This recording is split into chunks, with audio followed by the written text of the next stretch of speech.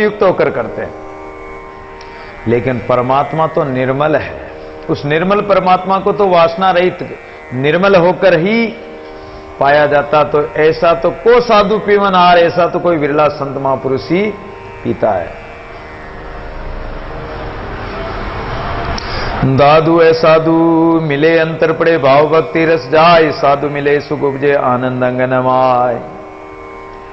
अब संत और असंत का लक्षण बताने लग गए। संगत का इतना प्रभाव पड़ता है कि एक बार एक कोई बहेलिया दो तोतों को पकड़ा, तो दो तोतों को पकड़कर किसी पेड़ की कोटर में से पकड़ लाया, उसको बेचने के लिए पिंजरे में रख दिया। अब बेचने के लिए बाजार में लाया तो एक किसी महात्मा ने खरीदा, एक किसी कसाई ने खरीदा। अब कसाई ने खरीदा तो कसाई के घर में तो रोज वही मारो काटो लाओ बेचो, मांस खरीदना, मांस बेचना, मांस खाना, गाली गलौच इत्यादि बातें होती थी। तो तोता तो उसकी बातों को पकड़कर वैसे ही बोलने लग गया।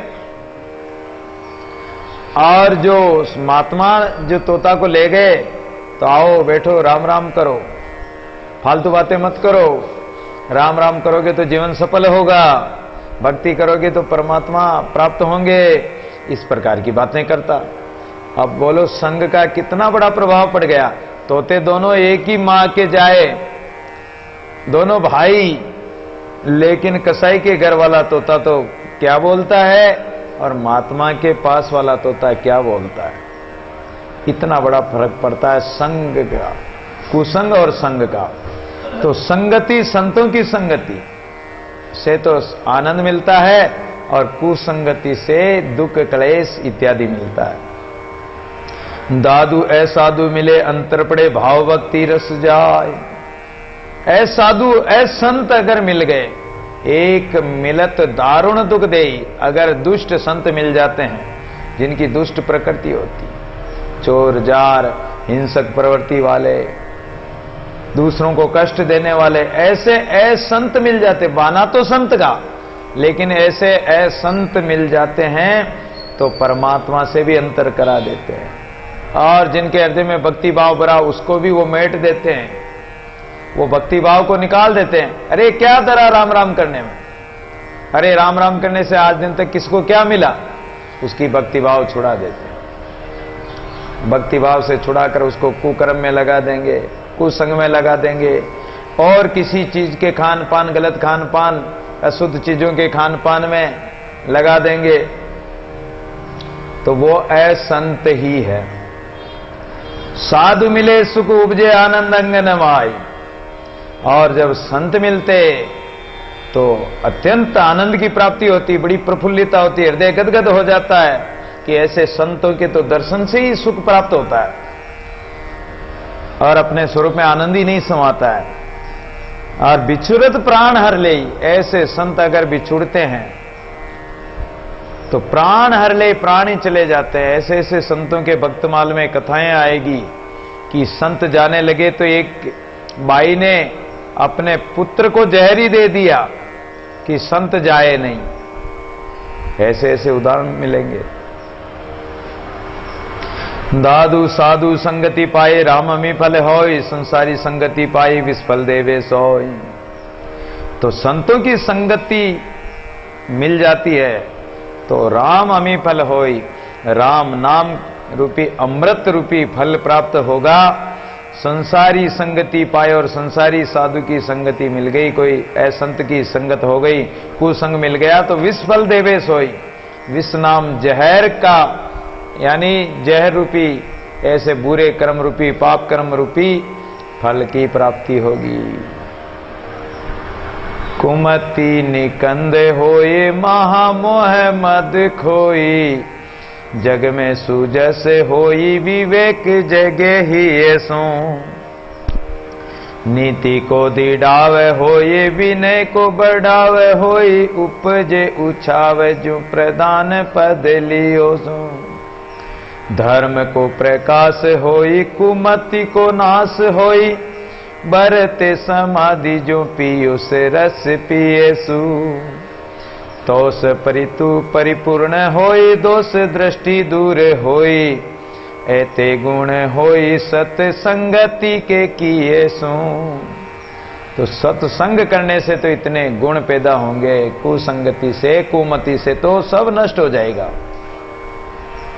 दादू सभा संत की सुमति उपजे आय, सागत की सभा वेस्ता ज्ञान काया ते जाय।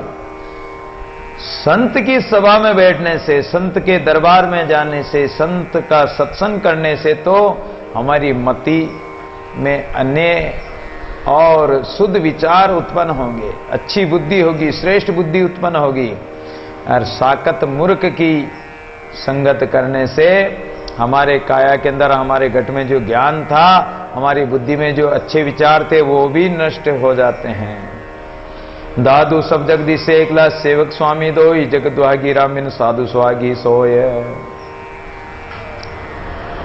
सब जगदीश से एकला, सेवक स्वामी दोई। सारा संसार अकेला है। कैसे? कि जिसके साथ परमात्मा ही नहीं है।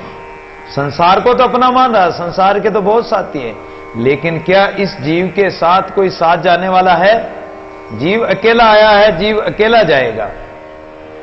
अकेले को यात्रा करनी है और अकेला ही यात्रा कर रहा है, इसके साथ ही कोई है ही नहीं। सुख का साथी जगत सब, दुख का नाई को। सुख में तो सब साथी हो जाएंगे, लेकिन दुख पड़ेगा जब कोई साथ देगा। तो जब कोई साथी नहीं तो फिर तो अकेला ही है ये जीव।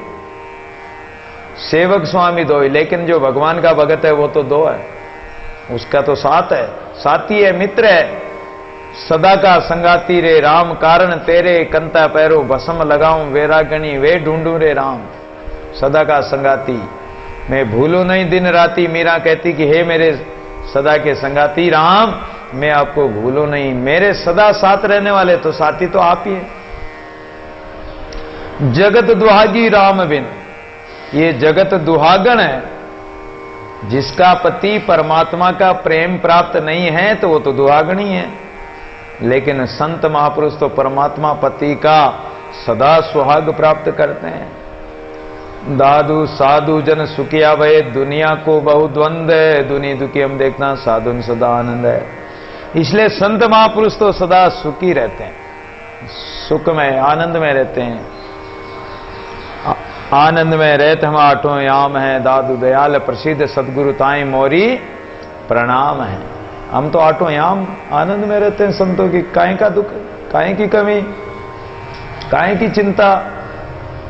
दुनिया को बहुत द्वंद, लेकिन दुनिया में तो बहुत द्वंद है, द्वंद्वों में फंसी हुई है।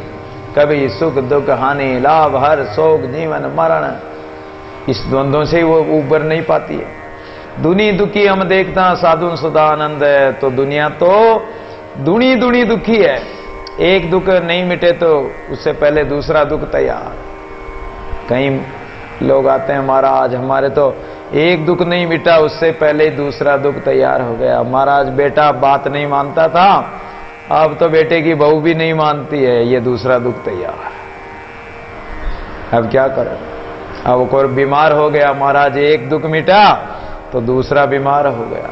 अब क्या करोगे बताओ, कहां जाओगे? दादू देखत हम सुखी, साईं के संग लाग, यूं सो सुखिया हो गया जाके पूरे भाग। इसलिए हम इस संसार को देखते देखते हम इस संसार को त्याग करके और सुख साईं के संग लाग, परमात्मा के संग लग गए। दुनिया को देखकर कि हम ही इस दुनिया से तो हम ही सुखी है। अरे जो गृहस्थी हैं, कमाते खाते हैं, पुत्र परिवार धन संपत्ति होते हुए भी जो दुखी है, उससे तो अच्छा हम साधु महात्मा हैं। हमारे पास कुछ नहीं है, न खाने का ठिकाना कि सुबह कहाँ मिलेगा, शाम को कहाँ खाएंगे, कोई पता नहीं।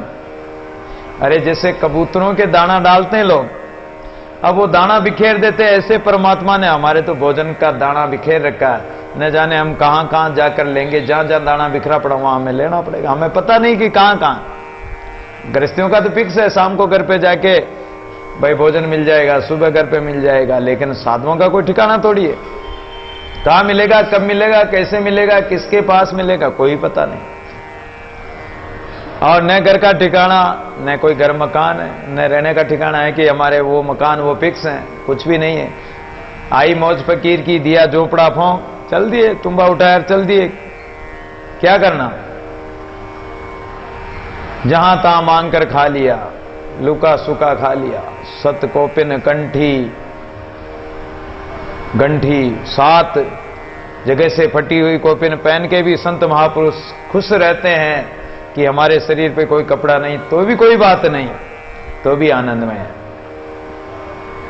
यूं सो सुखिया होएगा जहां के पूरे भाग जो परमात्मा के संग लग गए हैं, वो बड़भागी हैं। दादू मीठा पीवे रामरस सो भी मीठा होई, सहजे कड़वा मिट गया दादू निर्विष सोय। जिसने राम नाम रूपी मीठा रामरस पिया है, मीठे मीठा मिल रहा है दादू अनत न जाए। जिसने रामरस पी लिया तो मीठे में मिलकर मीठा ही होगा। अरे जलेबी को चाशनी में डालेंगे तो मीठी होगी, कड़वी नहीं होगी। तो राम नाम रूपी रस में जो डूब गए, राम रस को पी रहे तो मीठे ही होंगे। सहजे कड़वा मिट गया, जो काले कर्म रूपी कड़वापन था और जो कर्मों के कारण जो दुख पाते, कष्ट पा रहे थे, वो कड़वाहट मिट गई। दादू निर्विष सोई। महाराज कहते हैं कि वो विष से आराम मिल गया। कब मिलेगा विश्राम, कब मिलेगा? कि विष से आराम जब राम नाम लोगे, राम नाम में विश्राम होगा तो विष से आराम विश्राम मिल जाएगा। निर्विष हो जाओगे, विष से रहित हो जाओगे। जो माया का विष था, विषय वासना का विष था, वो मिट जाएगा। दादू अंतरे कनन सो सदा निरंतर प्रीत, जी प्राणी प्रीतम से सो बेटा त्रिभुवन जीत है। इसलिए संत महापुरुषों के अंतर आत्मा में एक अनंत स्वरूप परमात्मा विराजमान है और निरंतर वो उस परमात्मा से प्रीति करते रहते हैं। और ऐसी प्रीति, ऐसा प्रियतम परमात्मा जिन प्राणी के घट में बसा हुआ है, उसने इस तीनों लोकों को जीत लिया। त्रिभुवन जीती, तीनों लोकों को ही जीत लिया उसने। दादू में दासी तीन दास की जी संखेले पीव, बहुत भांति करवाने ता पर दीजिए जीव है। अब संतों की महिमा करने लगे कि संत महापुरुष ऐसे महापुरुष हैं कि उन संतों की हम दासी है। किन संतों की? जी संखेले पीव, जिन महापुरुषों के संग में परमात्मा खेलते हैं। ओतप्रोत है परमात्मा से जो संत महापुरुष परमात्मा के साथ खेल खेलते हैं। एक गोविंद सखा थे, गोविंद और गोपाल दोनों आपस में मित्र थे। भगवान और एक ग्वाल बच्चा, दोनों गिल्ली डंडा खेलते, कभी क्या आनंद करते, कभी क्या करते। तो जो परमात्मा के संग ऐसे संत महापुरुष होते हैं जो अंतरात्मा में ब्रह्म से ओतप्रोत हो गए और ब्रह्मवर्ती द्वारा, ब्रह्माकार वर्ती द्वारा निरंतर उस परमात्मा से ही जुड़े रहते हैं, ऐसे संतों के हम वारणा लेते हैं। बहुत भांति वारणा, उनकी बारंबार वारणा करते हैं, उनकी महिमा करते हैं। और ऐसे संतों के ऊपर तो हम तन मन जीव भी न्योछावर कर देते हैं।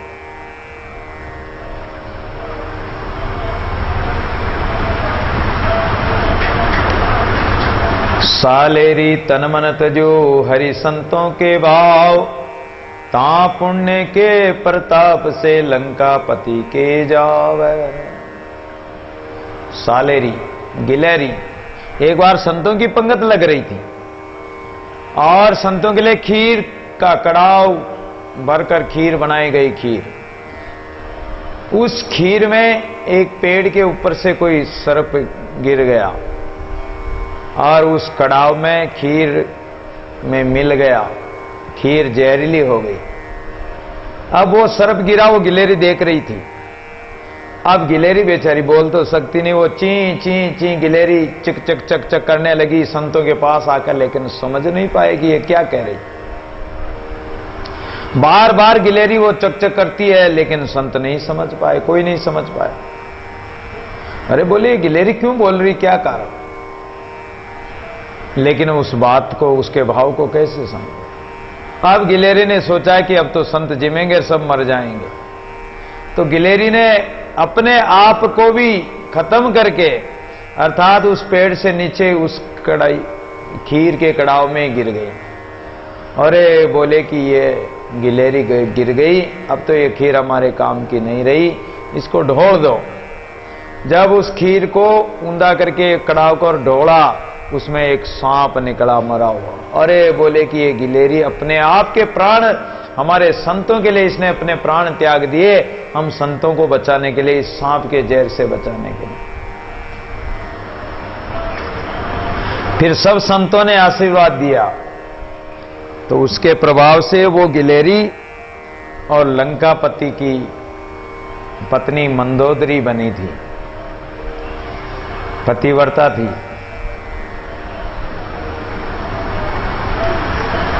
दादू लीला राजा राम की खेले सभी संत, आपा परे के वया छूटी सबे भरंत। टोंक में जब दादू जी महाराज पधारे थे माधव काणी जी के गुरु जी के भंडारे में, तो सभी संत महाराज का नाम सुनकर दर्शनों के लिए आए। बहुत जनता भी आ गई, भोजन सामग्री बनाई गई, वो कम पड़ने लगी। माधवदास जी ने कहा, महाराज भोजन सामग्री तो कम पड़ रही, जनता ज्यादा आ गई, इतने कम समय में बना भी नहीं सकते हैं, क्या करें। बोले कि ये चद्दर ले जाओ और भोजन सामग्री पर ढंग दो, नीचे से निकालते जाओ और जिमाते रहो, कोई कमी नहीं आएगी। रिद्धि सिद्धि अटूट हो गई। गंज अटूट टूटे नहीं, ढोवत हारे बेल, रागो सब धन धन करे, देह धरी हरी गेल। दयाल महाराज की ऐसी कृपा हुई कि जो सामग्री एक दिन के लिए कम पड़ रही थी, वो सामग्री